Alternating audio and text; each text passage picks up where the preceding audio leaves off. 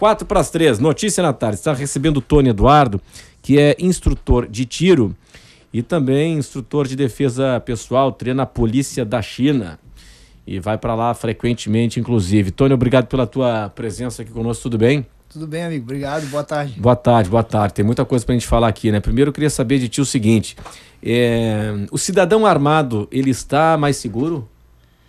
Bom, a arma é um instrumento utilizado para defesa, né? E no mundo inteiro, inclusive as nossas polícias utilizam armas. Um pouquinho mais perto do microfone. Isso, os nossas forças armadas utilizam, como o nome já diz, mas obviamente que em mãos preparadas. Então, como eu já te falei anteriormente, eu vou lutar, viver e morrer defendendo que a pessoa deva ter o direito de ter uma arma e se defender com ela, mas que você deve se habilitar para tal, né? Sim, e para isso é apenas um dom com preparo, com treinamento? Ou cidadão que de repente não tem nenhuma afinidade, nenhuma habilidade para ter arma, ele mesmo treinado, ele fica capacitado? Existem níveis de capacitação, né, Renato? Então, quando você quer fazer uma prática de lazer, por exemplo, você não precisa ser uma pessoa tão capacitada. Você vai apenas fazer aquilo como faria andar num kart no fim de semana. A prática de lazer seria que tipo tiro ao alvo e tal? Seria um tiro de fim de semana. Né? Tiro esportivo. Não, aí no tiro esportivo entram duas categorias. Aquele que também é um lazer um pouquinho mais avançado, um cara que levou um pouco mais a sério. E os atletas, de fato, que são pessoas que treinam bastante. Mas deixa eu entender o lazer para quem não é o atleta. O lazer é aquela pessoa que é curiosa, que viu no filme, que viu na TV armas, estudou sobre isso, ou leu sobre isso, mas nunca teve uma prática. E ela não quer nem ter arma, não quer comprar uma arma, nem pensa nisso, e nem se tornar um atleta. Ela quer apenas conhecer aquele universo e experimentar essa prática. Eu comparo com o cara que vai andar num kart, por exemplo. Sim. Aí ele vai ele vai numa escola, num clube de tiro, isso, e faz aquela prática. Usar só lá, no caso. Porque você perguntou assim o nível, né, de habilidade da pessoa. Então depende para quê que você quer. Agora, aquela pessoa que vislumbra se defender a sua família, defender a sua vida com uma arma, esta sim deve estar muito bem treinada. Né? Para isso você deve buscar escolas de tiro, né? Clubes de tiro, a prática desportiva. O que acontece na nossa escola? Muito a pessoa vem algumas vezes com essa necessidade de se defender e nós encaminhamos essa pessoa para o esporte. Então ela acaba fazendo uma atividade de lazer, divertida, eventualmente acaba trazendo a própria família, acaba trazendo para uma prática muito saudável, disciplinadora, que é o tiro, né? E eventualmente também se preparando para uma possível defesa da sua residência, da sua família. Tony, hoje nós temos aí, com o Estatuto do Desarmamento, o registro da arma e o porte da arma. Renato, o que aconteceu? O Estatuto, a gente tem que lembrar que completou 10 anos agora, né? Ele foi votado em meio ao mensalão, isso é sabido, né? Os pais do Estatuto encontram-se presos, são esses deputados famosos aí que a gente viu na televisão. Foram eles os pais do Estatuto do Desarmamento. Então, o Estatuto do Desarmamento ele teve uma vontade política, na verdade, escusa, né? Ele teve uma vontade, por trás dali estava muito mais o sentido de você dominar através do medo e vender a segurança àquele que pode comprar. Então, não é incomum você ver essa grande centro manipulador, que são alguns poderosos políticos do nosso país, estarem envolvidos com as grandes empresas de segurança privada do nosso país também. Então, o interesse do Estatuto, na verdade, foi muito escuso, não foi para o bem de nenhum brasileiro.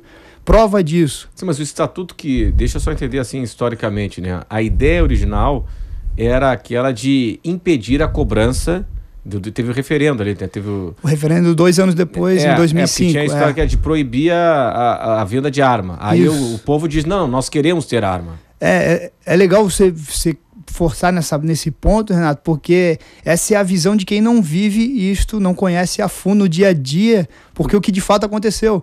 Então a gente teve aquele referendo com a votação popular. Tá, vamos fazer o seguinte, Tony, daqui a pouco, depois do Repórter CBN, a gente completa essa história. Vamos lá. Até já. Vamos lá.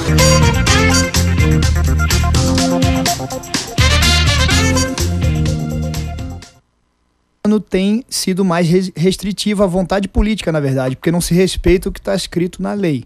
Então, para você ter uma ideia, hoje é bastante difícil registrar uma arma na Polícia Federal no Brasil inteiro. Você cumprindo todos os passos legais de registro dessa arma, a Polícia Federal te dá um chá de cadeira, espera comum de 1 ano. Eu tenho um amigo pessoal que ficou na delegacia Itajaí 1 ano esperando agora, ano passado até esse ano, para sair a autorização de compra dele.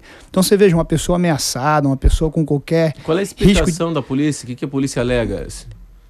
Existe uma arbitrariedade muito forte, uma vontade política muito forte de ninguém poder comprar arma. Isso foi definido e cada ano piora. O problema é que Santa Catarina vivia uma ilha dentro do nosso país. Aqui funcionava muito bem até, infelizmente, recentemente, onde a gente adotou essa vontade de Brasília e estamos iguais aos outros estados onde você, para adquirir uma arma, ter em casa uma arma, apesar da lei te garantir... Sem o porte. Sem o porte. O porte não existe. O porte não existe. Completamente Ele proibido. Portar a arma daqui para lá e tal. Isso não existe. Não Alguns raros amigos do rei aí que tem, mas é uma situação bastante rara. O porte realmente não existe. Mas o porte ele precisa ser renovado?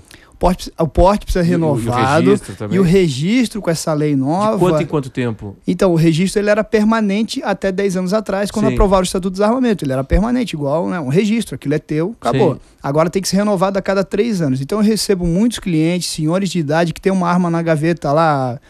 20 anos, nunca usou, herança, senhoras com arma de herança do vô, que tem que passar por exame psicológico, teste de tiro, você tem que saber manusear e provar que sabe mexer com a arma a cada 3 anos. Então eu pego pessoas de idade que tem que fazer isso.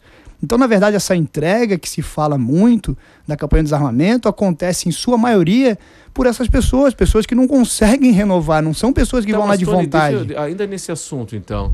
Mas justamente por isso não faz todo sentido, porque, bom, se uma pessoa de idade que não tem mais habilidade para lidar com a arma, o que ele estaria... Não seria mais perigoso ainda para essa pessoa ter essa arma na gaveta? No porte eu concordo. Portar, que é sair armado. Para ter arma em casa não, Renato, porque muitas vezes é uma herança. É uma coisa que de repente você está esperando o seu neto ter idade para ter. Uso, não é para defesa mesmo. A maior parte, a maioria dos casos é isso, é uma herança. Então nós tivemos armas históricas. Qualquer país que valoriza a sua história, valoriza as armas que fizeram essa história. Só no Brasil que nós tivemos armas históricas sendo destruídas pelo Exército por conta de entregas voluntárias, aí eu digo entre aspas, porque a pessoa não conseguiu fazer renovação, se encheu, né, a cabeça daquela papelada e entregou a arma.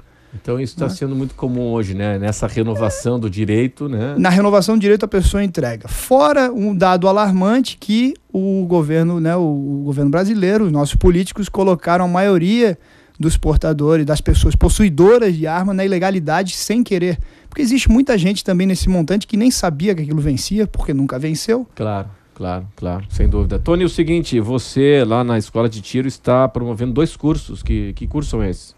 Isso, a gente está agora é uma luta dura, né, trabalhar com essa área, trazer treinamento de verdade eficiente para o nosso país. Mas a gente tem uma motivação muito forte, né? Eu, como você sabe, né, Renato, a gente conversa bastante, eu viajo bastante, então acho que quando eu vou lá fora me traz um gás grande.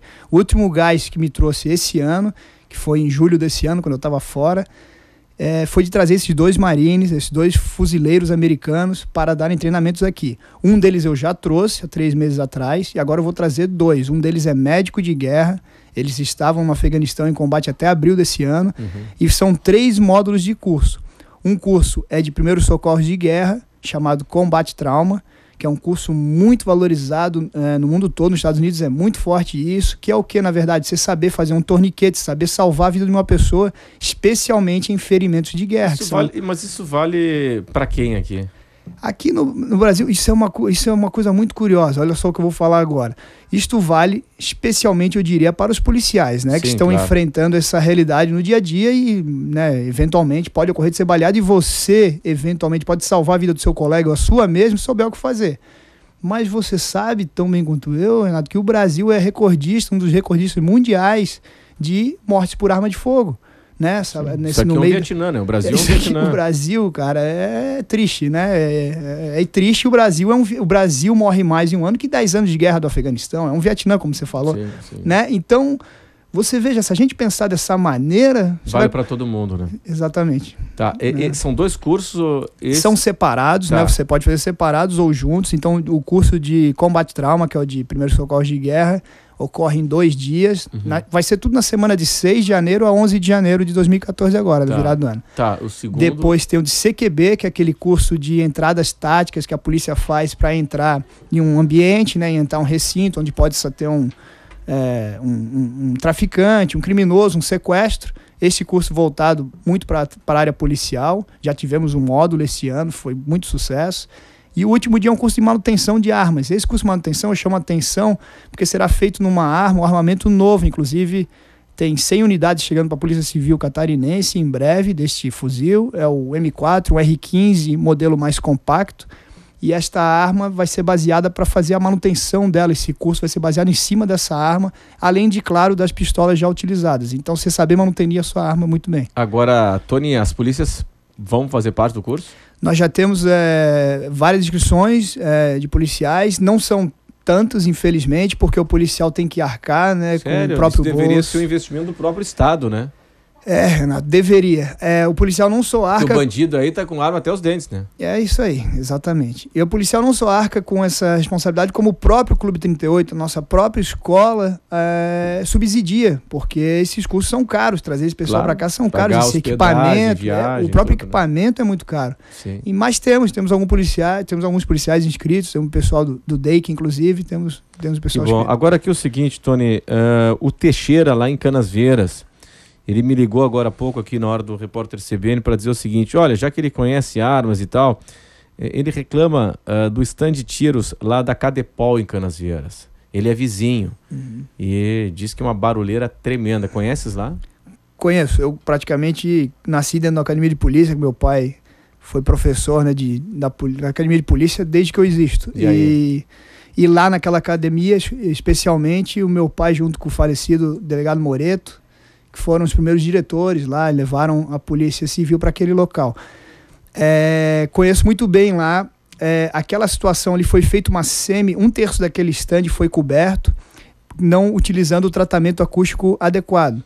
E, na verdade, quando você não faz o tratamento adequado, não é o problema de não abafar o som, o problema é de amplificar o som. Quer dizer, aquela concha lá acaba reverberando, aumentando o som. Acaba aumentando o som, ele tem razão, incomoda bastante. Mas dá para resolver isso aí, né? Isso dá para resolver, tem algumas soluções até relativamente baratas, mas pelo que eu entendi, no começo desse ano, eu pouco antes de iniciar aquelas minhas viagens, que eu fico bastante tempo fora, eu tive dando uma assessoria lá, eu tive com o Dr. Ghisoni, o diretor da Cadepol.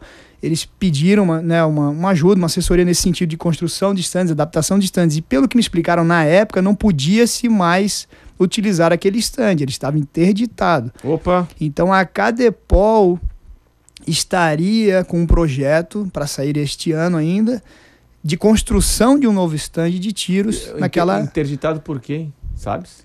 Pelo Ministério Público, por alguma ação... Prefeitura e tal, né? Por alguma ação... Mas o Tony, mas o Teixeira aqui diz que um problema persiste, a turma não está usando. Não, então, aí o que aconteceu, Renato, recentemente, através de liminar, eles conseguiram a reabertura em horários específicos, se eu não me engano, no período da manhã, das 8h30 a 11h30, uma coisa assim, da 1h30 da tarde às 5h30, eu não me lembro exatamente, mas é uma coisa nesse sentido.